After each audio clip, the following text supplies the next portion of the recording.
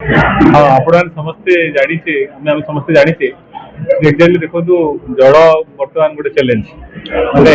पानी मिलवाटा समाज बा देश बड़ चैलेंज तेणु आम समस्त माने उद्देश्य मोर समाज को वार्ता रही जल को आम प्रॉपर व्यवहार करवा आ जल को किपरि संग्रहित करवा यहाँ समाज में समस्त दायित्व भी रही। आज जो विश्व जल दिवस पालन कर जल ही निहाती आवश्यक मनुष्य बंचापी जलर आवश्यकता रही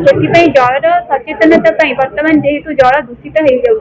जल को विशुद्ध करने जल को संरक्षण करने आमर यही सचेतनता कार्यक्रम आम कलेज कर मुख्य उद्देश्य हूँ आज शिशु काली भविष्य नागरिक से पिला माने जब सचेतन हे जल को सुरक्षित रखिपारे ताहले आम विश्व स्तर में आम जिले में आम जल ठीक उपयोग कर आमर जो परिवेश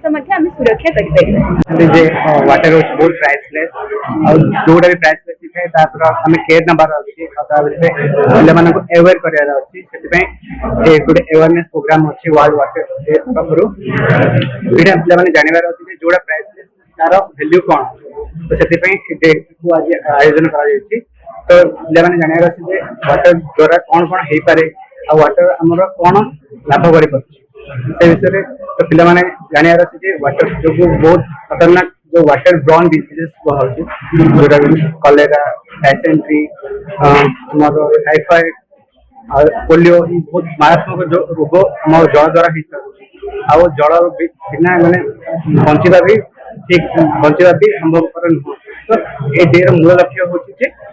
पिला अवेयरनेस दबा जे जल के इम्पोर्टेंट और प्राइसलेस जल मुख्यतः समस्त को आवश्यक एवं यार संरक्षण करने दरकार एवं समय क्रमे यार ह्रास पाई जाऊँगी समुद्र मिशा द्वारा यार जल स्रोत बढ़िया लगी पानीय जल ह्रास पाइबार लगी तेणुक संरक्षण करने दरकार एवं जाति संघ द्वारा ये जो वर्ल्ड वाटर डे पालन कर समस्त को सचेतन सहित पालन कर लोक मान सचेतन करने दरकार। जल मनुष्य मान बहुत बहुत जल ही जीवन मनुष्य मान तो आजिकल आज आगुरी पर्यंत गाँ गहली जलर बहुत असुविधा अच्छे सहर में पाइपारती लोक मैंने कि गाँ गहली जलर बहुत किसी असुविधा अच्छे जमी गाँव लोक मैंने बहुत जल बहुत छटपट होती बाहर जल आने बहुत चेष्टा करते से जलर किसी उपचार हो पारे तो सरकार को एति अनुरोध करी गाँ गहली जल निश्चय पहुंचाई दिखाँ मुझे गोटे गाँव झील मुझे दुख जानी जलर एत असुविधा केमती पारे